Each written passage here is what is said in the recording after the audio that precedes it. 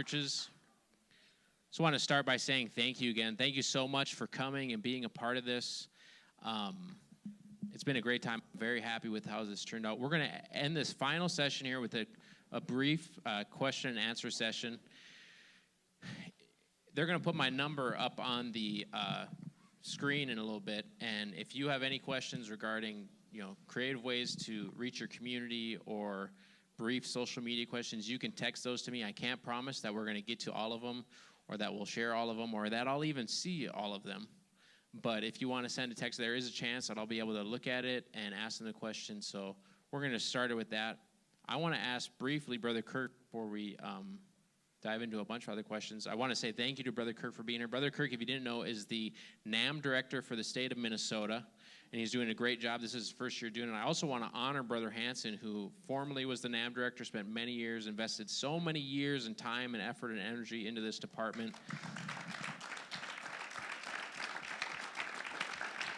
He helped.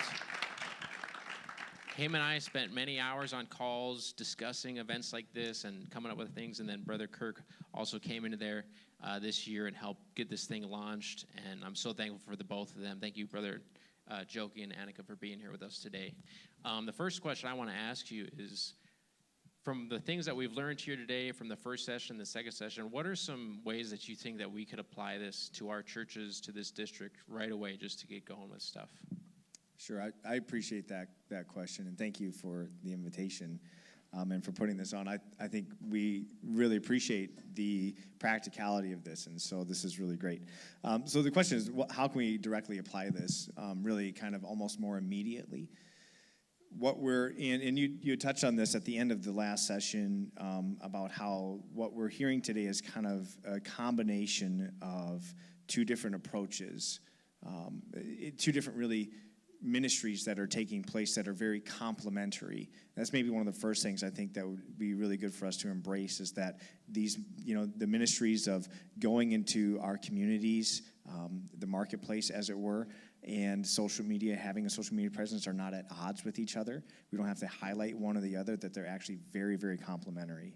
And so I think just some of the immediate takeaways are, so personally, individually, for us to begin to identify what are the next steps for us individually. As part of NAM, there's an initiative that we have right now that's called The Next Town. That's about identifying the next town. But maybe let's just kind of distill that down to a little bit something simpler. What is the next coffee shop, right? Or what is the next neighborhood or the next community that we have? So it's part of it is just being very strategic and prayerfully strategic about identifying that. But then one of the things I would say, so that speaks to identifying, like, what is your marketplace, or where is it for you? Exodus 4:2, the Lord asks Moses, what is in your hand? What do you already have? What do you already have at your disposal? And so I don't think we need to now just kind of like take a pendulum and swing it so far and become hyper-focused. But I think it's gradual, progressive steps in the right directions. If you're a minister, if you're a pastor, if you're a leader in your church, one of the questions would be, well, who do we have in our churches that would be somebody that this appeals to, that social media ministry and things like that, because it's a viable, valid ministry. Who do we have in our churches that would appeal to? And it may be people that we don't necessarily expect. So I would say to focus on that, and then as a district, really from as a district from a NAM perspective, is to your point about NAM being for every believer, is really truly finding out what is the marketplace for each and every one of us, and then stepping into that and making like intentional steps to get into that and to make that a part of our lives.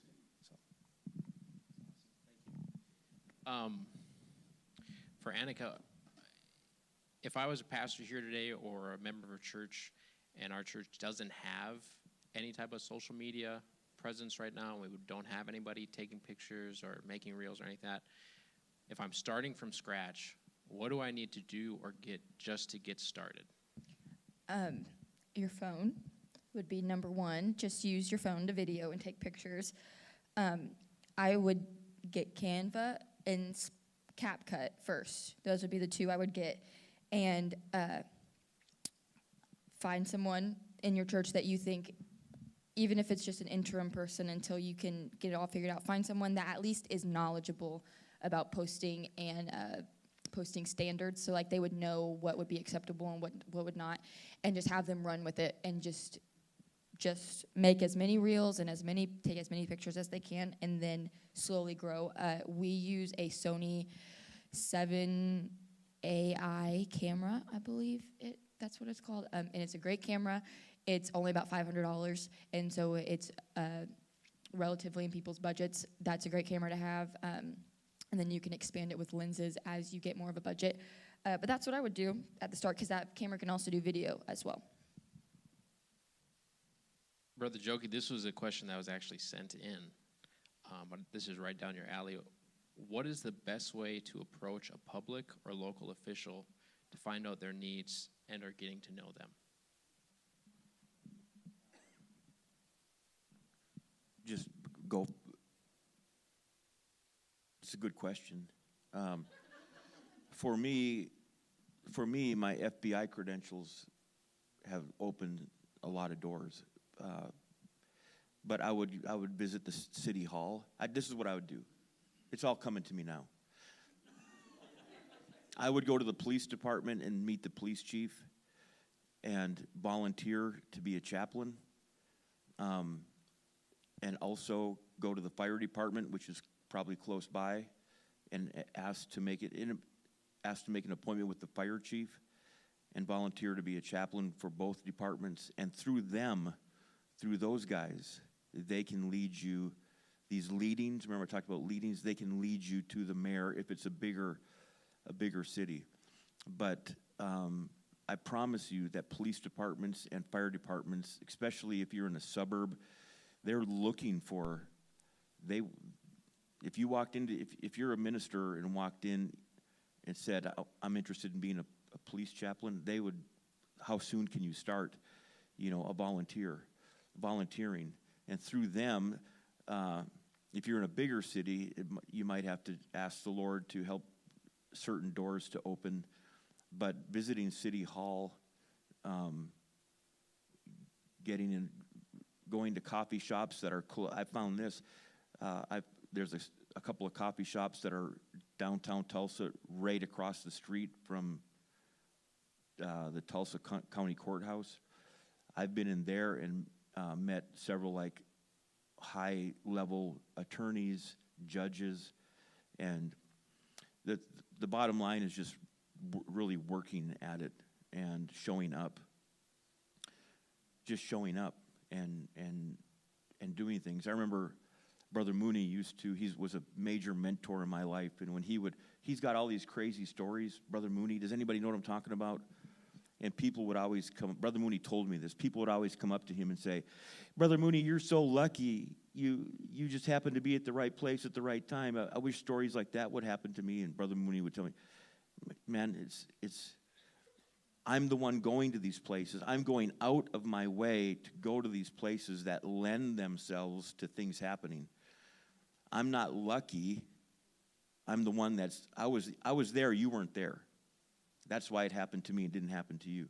So you're not going to just all of a sudden meet the mayor. You're going to meet the mayor through going to these places and not being afraid to ask questions and interact, and wearing a sports coat and stuff like that helps too. If you were dropped into the metro of Minnesota, what would you immediately start doing? I would do the things I just said. Go to all the places where politicians are, leadership, police chiefs, fire chiefs. I was, as our good brother over here, I'm sorry I didn't get, what was your name again, brother? What is it? Kirk. He cited a couple of times that example I used, Paul going to the marketplace day by day. There's another again involving Paul, this time in Corinth, 2 chapters later in Acts chapter 18. Or no, the next chapter, I was taking verses from Acts 17. There's another cool verse that Paul was in Corinth. Listen to this. I'm just getting to the bottom of it. Then spake the Lord to Paul. He's in Corinth. Then spake the Lord to Paul in the night by a vision. Be not afraid, but speak and hold not thy peace. For I am with thee, and no man shall set on thee to hurt thee, for I have much people in this city. And in verse 11, listen to this. And he continued there 1 year and 6 months, teaching the word of God among them, among the people. Now, I'm going to say something that might be controversial, so please forgive me. And I was always taught to avoid them. Growing up in the 80s in an apostolic church, they always said, avoid them, stay away from people. Does anybody know what I'm talking about? Am I off my rocker here? Yeah. Avoid the people. You can't go there. You can't go there. You can't go there. You can't go there. Avoid them.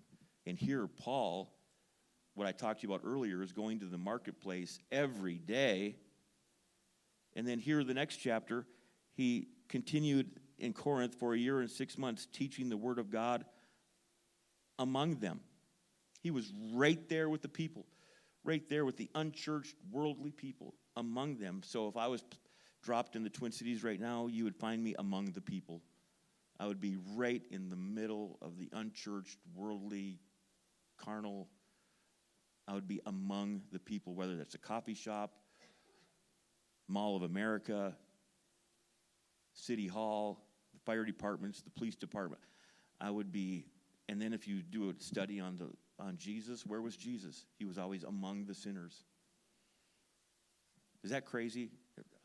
That probably, I'll probably never be invited back after there. Well, Is there a follow-up or? No, I was just going to say, what did they complain about Jesus? They said, look, he's a friend of sinners. Look who he's sitting with. Brother Kirk, a question for you that came in is, how can we as church members of established churches help support our NAM churches in the district? So, well, that's a great question.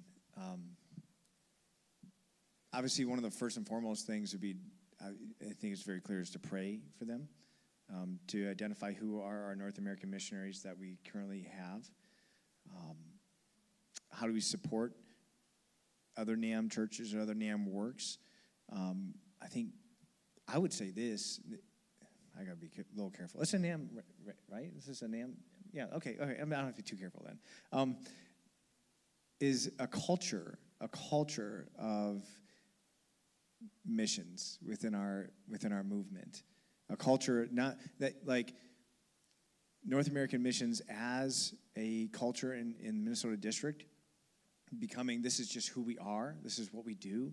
We are all missionaries in our respective fields of labor, and not making a North American missions movement or church or preaching point or daughter work, not making that abnormal or something that's just kind of like a different thing that's out there, making it interwoven with the fabric of the culture of who we are.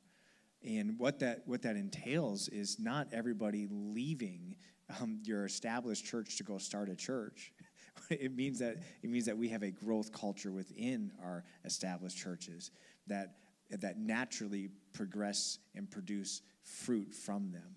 And so I think that we're not, again, NAM, North American Missions, and our established churches are not at odds. We're not at conflict with each other. It's not a conflict of resources. That's why this is such a cool gathering, is because we're actually working together. So what can you practically do is work on creating that culture and taking these principles that we're hearing and some of these really practical things that we're hearing and begin to do those things. Out from them will flow the next steps.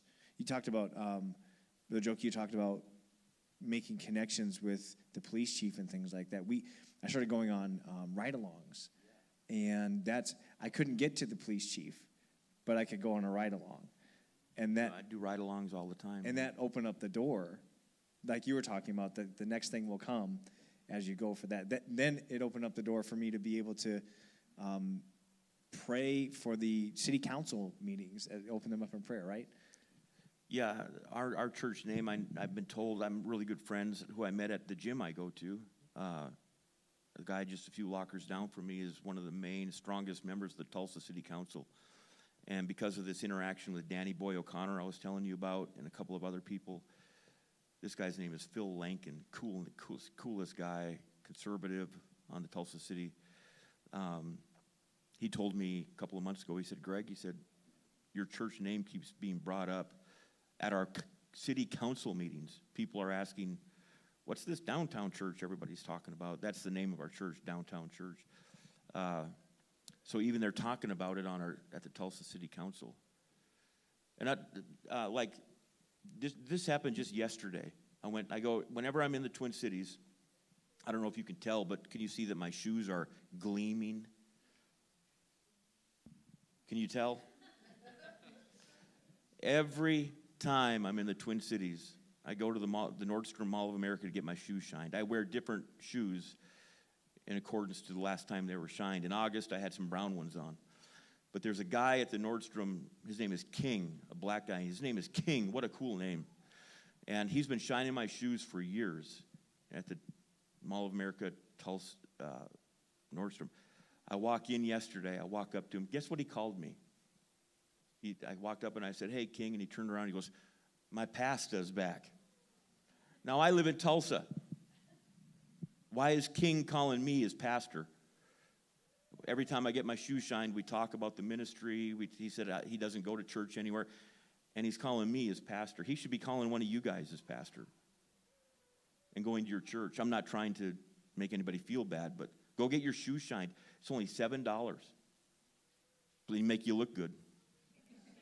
And King will come to your church. If you do this, if you tell King that Greg Jokey from Tulsa sent you, he'll know who you're talking about. Annika, what's the difference? If you don't know this, Annika, while she does also great in church social media, she's also had successful personal pages that did very well. So the question for Annika is, what's different between personal social media and promoting the church? Personal pages are a lot more casual, and you can be a lot less consistent in the posting and things. What you're like for me, for my personal page, I post my daughter, post my husband, post travels. But for church pages, you want to make it very cohesive and very flowing. I like the mantra of somebody could see a picture without our name in it and know that we're the one that posted it because it looks the same as all the rest. So I would work towards that in your church is finding a look that you like and just sticking with it and being consistent in posting. I didn't talk about it, but I planned on was I post for our church, or we have people that post every single day. And I would recommend doing that if you're able to. Just staying consistent, staying on a schedule, posting about outreach, posting about people that aren't you, And I would say those are the biggest differences. One question that came in for you was when you're working with your team at church, what do some of those meetings look like? First, I start with gratitude to them, which I would recommend doing because this is a volunteer ministry, so you want to make sure that your people know that they are seen and heard and you're thankful for them. So I try to pick at least one thing that we have meetings quarterly. So one thing that in the past quarter each person did well, and I start with that by telling them, Taya, you did a great job at pictures this month. They are going crazy. You did great, et cetera, because praise can go a long way with people that are doing volunteer work. So I start with that, and then I will go in with big events that we have going on that we need to focus on, like if it's the quarter for Trunk or Treat and our Christmas float, we'll talk about those two things. If it's the quarter with Backpack Drive, talk about that.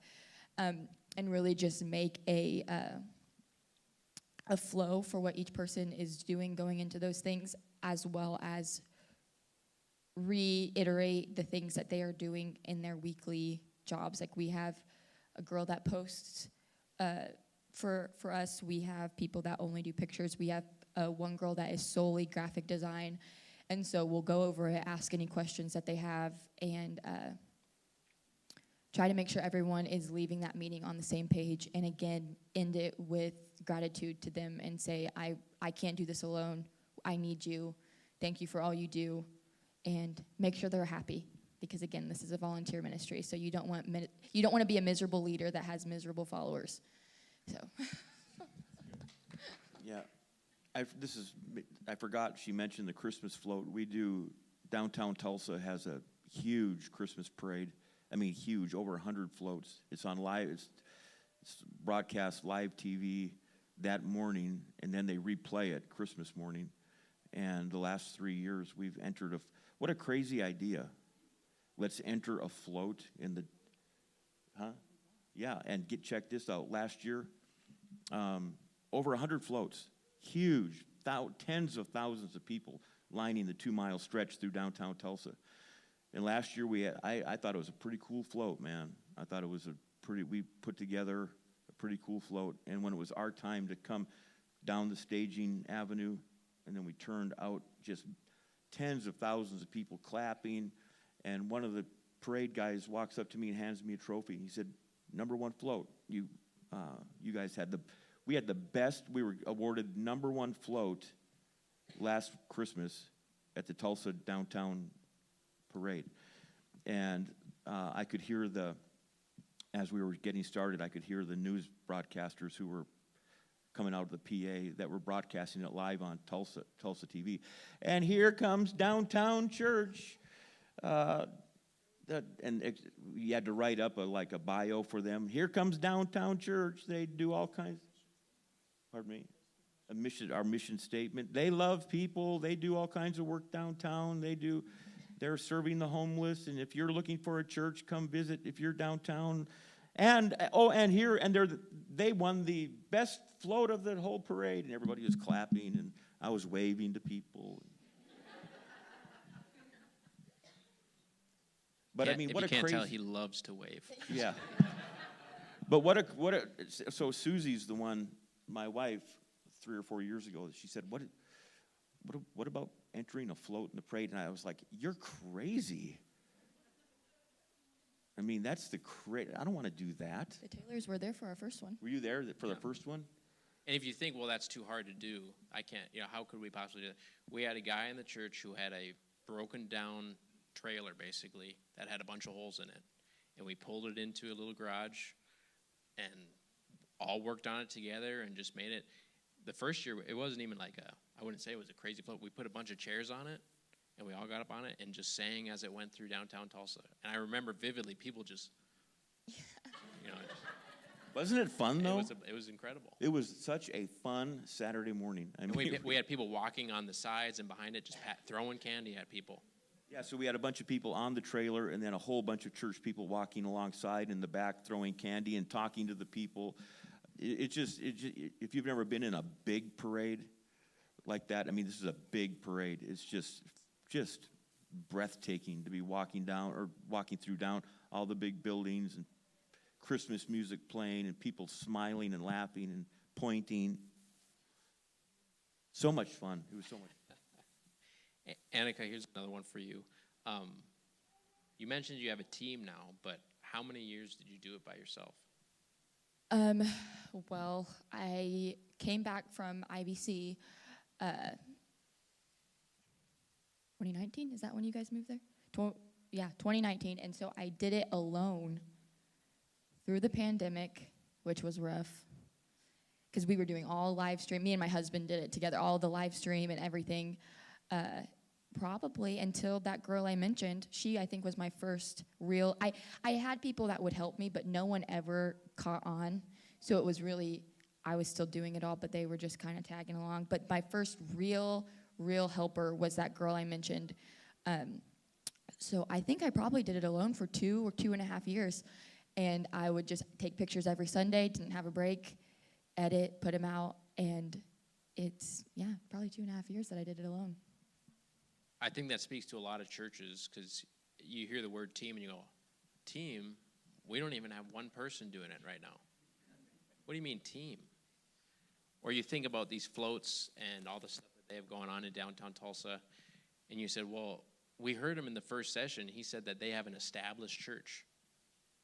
Well, Brother Jokey, when you got there, there was 14 people our first service. Yeah, now we run about 110, 120. I don't know. so it's we're not talking about we're definitely not talking about a mega church. We're not talking about 300 people and all these teams. We're talking about churches like we have here in Minnesota. Yeah, you guys can do it. You can. And then something about timing too. I don't. Sometimes I'll ask Annika, "What are you going to put out a post for this event?" And she'll say, "No, this isn't the time. I'm going to do it in 2 days." There's something about the timing. The timing has to be right, too, on like when you post something. Is that right? Yeah, I try to not.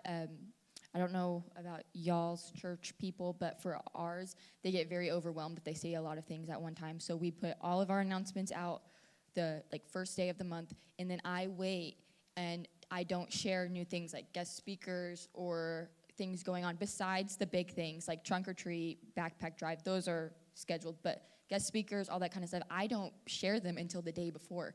Because if you are putting stuff out way in advance, people are going to forget about it. They're going to get it confused with other things going on. We've had trial and error of multiple times. I would post something and like it was 2 weeks away, and people would come to church the next Sunday being like, "Oh, where's the guest speaker?" And it's like, that's not for a while, but you saw it, so you thought it. So yeah, I don't try to post things until day 2 before.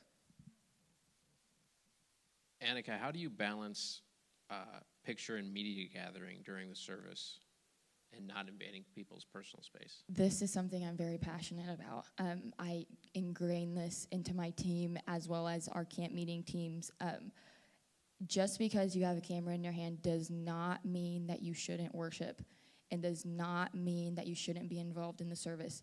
I tell our people every Sunday, if you feel like you need a moment, camera comes second, put the camera down, worship. Even like for me, when I'm on pictures, I stand front and center and worship and do my thing. And when I think, oh, I have a second, I can take this picture, I'll take the picture, really slide down here, and then I'll keep worshiping. Like it does not, if you do it like that, it is less of an invasion of privacy and more of this is her ministry, this is how she worships. And it makes people grasp it a little bit easier. So if I was you, I would just really try to not look at it as a job on Sundays and stay on the walls. But if you get in the center, don't just be standing there shooting. Get with the service, get with the preacher, stand up when he's amen and just quickly snap your picture. Don't just make it a job, but make it your ministry for that day. We had a kid, Hayden Brzezinski. I went to ABI with his dad. He lives in Indianapolis and goes to Calvary Tabernacle, and he's a premier video guy. Is that right? He does NAYCs, all the stuff. He's very, very good. He's a top, the best in the UPC, video guy, editing guy. And he was in Tulsa for a conference and stayed over and came to our church Sunday morning because we're very close to his parents. And so I think Susie just asked him on a whim, would you, since you're, oh, he did? He asked Susie, can I shoot video? And we said, yeah, please do, because he's like premier. And he came down to the front and he was down there longer than I'm used to, but I was totally cool with it. But what made it really cool, he had some really fancy equipment, but the whole time he was recording, he had one hand in the air, just worshiping the Lord. Brother Jokey, if I'm wanting to put myself out there, but it's not my personality, or I'm struggling with talking to people, what are some conversation starters that I can use to begin just to talk to people?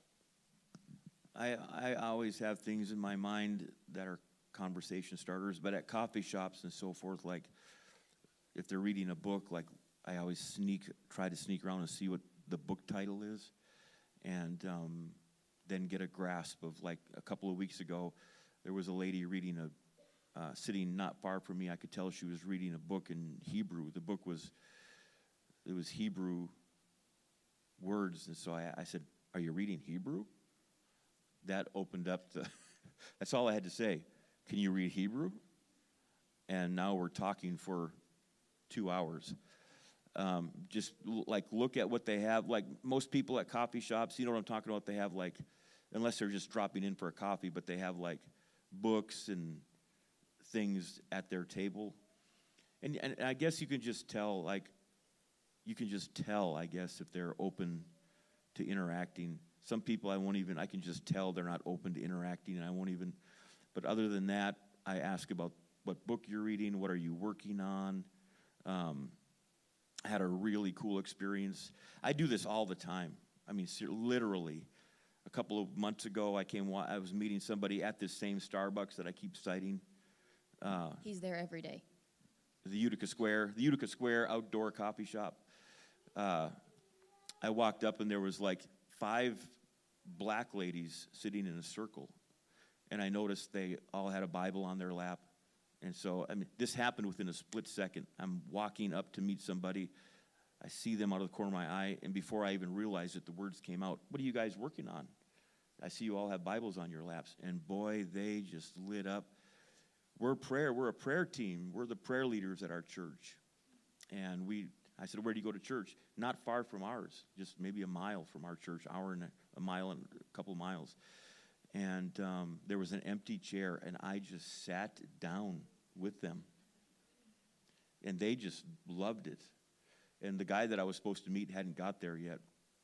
And we started talking, and I told him what I did and where our church was. And some of those ladies still text me to this day. But one lady said, she said, "I'm a prayer minister." And before we talked for about 20 or 30 minutes, and she said, that's what she referred to herself. "I'm a prayer minister. What can I pray with you for?" And after that coffee meeting, I was going on to the airport to pick up Susie from chemo. She takes chemo in Chicago. And I said, "Well, I'm on my way to pick up my wife. She's struggling with stage 4 breast cancer."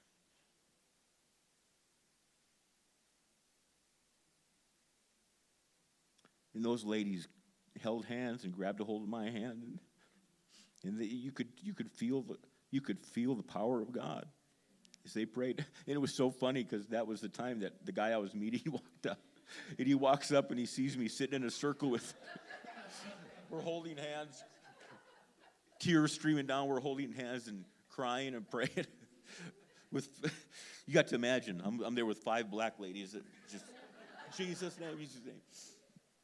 And then I opened my eyes, and there he was, and I introduced him to these beautiful women who a couple of them still text me and ask how we're doing, how is Susie doing. We're still praying for her. So you just have to not be afraid. And also be willing to, if somebody just shows no interest, just move on to the next person. But most people that go to coffee shops are open-minded conversationalists, and they're curious, because you're curious. The reason I go to coffee shops is because I'm curious, and I'm a conversationalist, and I'm open-minded. And probably 90% of the people that go to coffee shops are just like me, and so they're like wanting to talk to somebody too. And yeah. I quickly add something. I don't even know if he knows this, but those ladies he was talking about, that was, I don't know, Thursday night or something. That Sunday, we posted a video of my mom's leading worship, and she saw it. One of the ladies from this group just saw it organically and commented, "How crazy, I just found this video, and I met her husband at Utica Starbucks, and we prayed together. We are still praying for this woman." So that just is a perfect example of how far your things can reach. She didn't search up our page. She literally just was scrolling and saw the video and recognized her. But I don't even know if I told you that. But.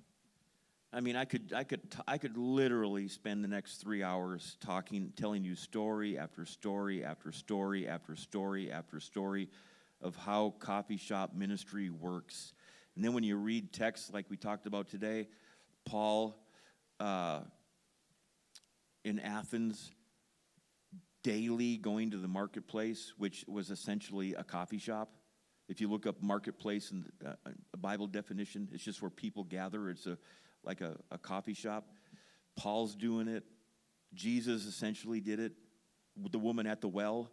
The well is essentially a coffee shop, a gathering place. You go to where people are gathering, and try not to be. I'm not, but I've been doing this for years, and I've kind of made an art out of it, of interacting with. We went to, has anybody been to Ronelli's Italian in Woodbury? How sad if you haven't been. Very good. Ronelli's, it's a storefront. It's the oldest restaurant in Woodbury. It's Annika found. We got here Thursday night. We were all hungry. Annika didn't want to go to a chain restaurant, so she Googled, found this. Is it Ronelli's? Ronelli's. So we went there. So cool. Like, it reminded me of like a restaurant in Manhattan. And we walked in and sat down, and there was these older folks sitting next to me. And were we there 5 minutes? And I just tested them out. I just said, y'all eat here a lot? And they were open, so I kind of shifted my chair. And for the next 25 minutes, I totally ignored Annika and Susie. And this guy, I told him, we just drove up from Tulsa. I said, but I'm originally from Duluth. He said, well, I was born in Hibbing. He was like 75 years. I was born and raised in Hibbing, and I went to UMD in Duluth. And now we're having this full-blown conversation. He said, what are you here for? And I said, well, I'm a minister, and I'm up here to speak to some good folks. What did he say? The way he phrased it, he said, you're a minister? And he said, I need to make friends with you. And I said, let's make friends, but here you are again, just over and over and over. If I was pastoring in Woodbury, I would have said, come see us at church. Who knows? Good chance he would have came walking through the door. But interacting with unchurched people is the only way to go. It's the only way to go. And you can't be afraid of it. You just have to just test them out, see what they say. Some people don't want to talk to strangers. They say, well, I'll find somebody else. I don't know. I can speak to this a little bit as, maybe it's like a northern thing or whatever, but we can be kind of stoic and put up a sad face or something. I don't know. If you know my dad at all, he's not like this as much anymore. But if you don't know him, it used to be you're definitely not going up and talking to him. Because he just, everywhere we went, and he's like 6'4". He's not the most approachable guy. And while I may not be 6'4", I'm a solid 5'8".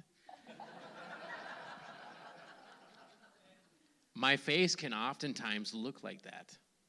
And I used to struggle with going out of my way and trying to talk to people. And, I go down to Oklahoma, and it's a totally different culture down there. And I'm with Greg Jokey, and he's a totally different guy than me. And, well, how do I do this? And I watched him, like we talked about Greg Bates. Hey, I like your glasses. So I go, you know what? I can do that. I can compliment somebody. And so I just started going, I like your shoes. I like your shirt. I like that dress. And I went and I was talking to Deanna in between sessions here, and we were talking about that. How easy is it to just go, hey, I like the way you're wearing or doing or saying or whatever it is, and just give somebody a brief compliment. And she said this, and this is exactly what happens. If you walk up to somebody and say, hey, I like your shirt, what are they going to do? They're going to start smiling. And then all of a sudden what happens is guards come down, and boom, conversation opens. And yeah, maybe there's that 1 in 10 chance they just totally, I was walking in the Mall of America yesterday, and I saw this guy walk by, and he was like in a 3-piece suit walking through the middle of the mall. And I said, hey, I like your suit. You know what he did? He walked right past me. But the other 9 times I do that, people stop and go, hey, thanks. And you can go on from there. But sometimes, it's okay. Oh, I'm not that outgoing. Well, can you just compliment somebody? It's as easy as that. I complimented 4 years ago this Greg Bates guy, pizza place. I said, man, I love your glasses. He has probably paid thousands of dollars in tithes since that day. Seriously, thousands of dollars in tithes. And all I said was, I like your glasses. And he calls me pastor. He doesn't come to church every Sunday because he's a bail bondsman, and he's oftentimes bailing people out of jail on Sunday mornings. But when he can, But when he can be in service, he's there. But every single Sunday, I'm not making this up, every single Sunday morning, he's the first one there paying his tithes. It's just crazy. And all I said was, hey, man, I love your glasses. And his father, that February trip to Duluth, I met him at Caribou Coffee on Central Entrance up in Duluth. Saturday morning, we're having a big, long talk, just me and his dad talking. And we got to talking about this same subject. We were sitting at a table, and in front of the fireplace was two or three leather chairs, two ladies sitting there. And his dad was asking me, how do you do it and everything? And I said, just watch this. And I said, how are you ladies doing today? I've noticed you're sitting in front of the fireplace for a long time. And they just right away, well, what are you guys doing? We see that you've been talking. And I literally left my chair and sat on the, what's the thing in front of the fireplace? The bench, the hearth. I sat down right there. For the next 45 minutes, we just talked and talked and talked and talked and talked and laughed and talked about where one of the ladies just moved up from Arizona. And I said, why did you move here to Duluth from Arizona? It's crazy. Talked and talked and talked. Then they got up to leave, and three other ladies with laptops took their chairs. And with them, we talked and talked and talked and talked and talked. Turns out she works with the homeless. One of those ladies with the laptop works with the homeless in downtown Duluth. When I told her, an instant connection. I said, I work with the homeless in downtown Tulsa. We went on and on. She gave me her name and her number. I passed it on to the leadership at the Duluth church. I don't know whatever became of it, but I passed that information on. And all I said to Brother Taylor, his dad, was, watch this. For the next 2.5 to 3 hours, I'm talking to strangers about the Lord and about Apostolic Gospel Church, and it's really not as hard as you think. We just have a couple questions left, and we'll make sure that we're done here at 12:30. But this is for both of you. You both know this a little bit. But do you do invite cards, yard signs, or big signs? Anything for promotion, or only social media? We do, because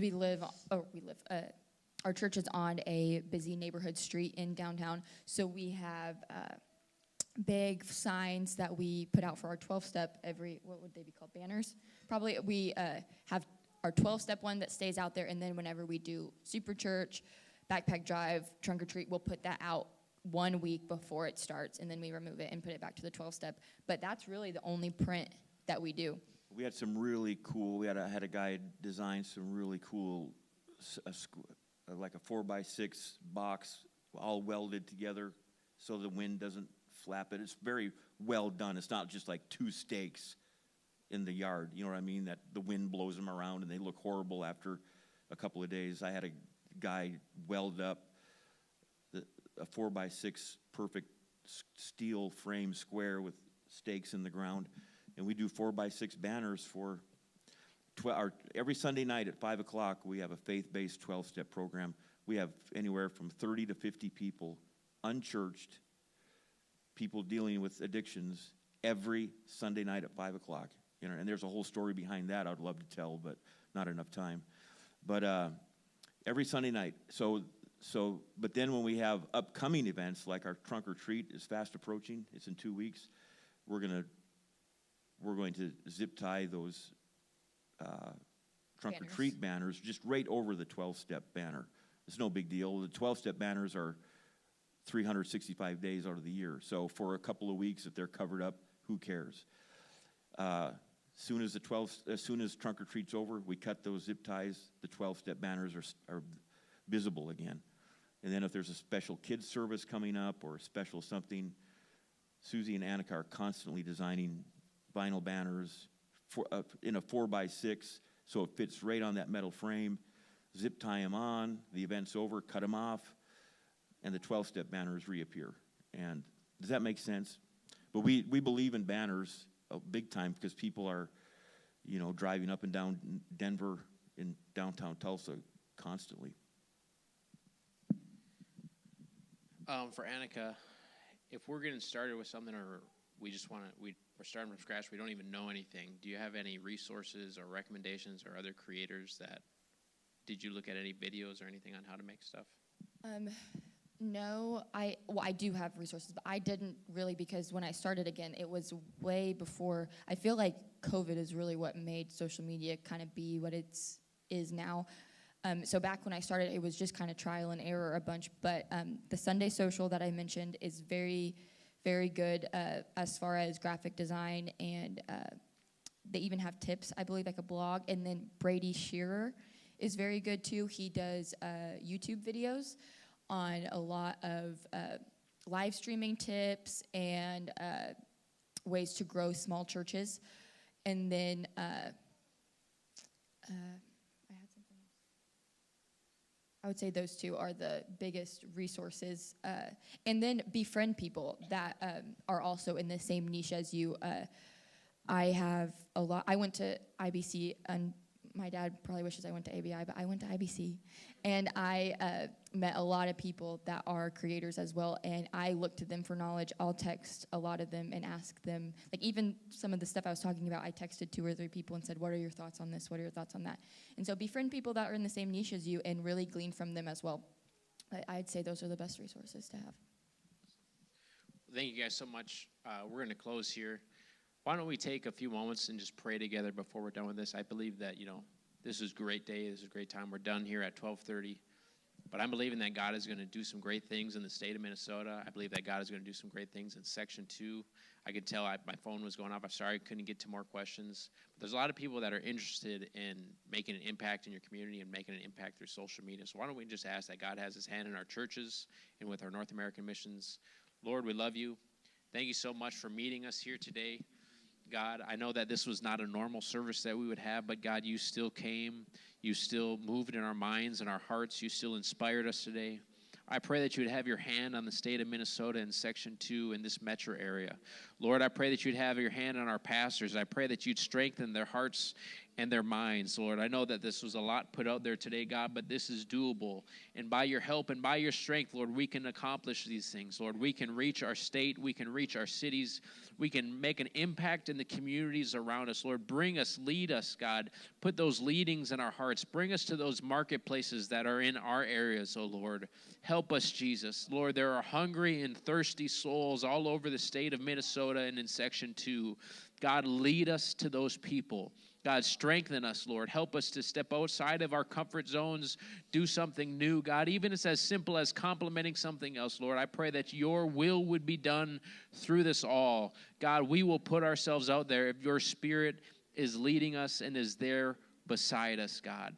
We're putting our trust in you. We're putting our faith in you. God, I pray that tomorrow as we have church throughout this state, I pray that you would bless our churches. I pray that you would bless our pastors and our saints and every visitor, God, that comes to church tomorrow.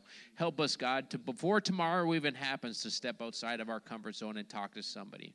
And let your great will be accomplished in the name of Jesus. Real brief before we close, I just want to say thank you again to Hanukkah and Brother Joki. You guys have been such a blessing today. Thank you to Brother Kirk, our NAM director here. Thank you to Brother Hanson, who helped plan this as well. Thank you to Jay, who came in, and Jose, who helped with our streaming and whatnot. And thank you all so much for coming, taking time out of your weekend and out of your day to be here. God bless you all. We love you. We believe in you, and we're believing for great things for the state of Minnesota.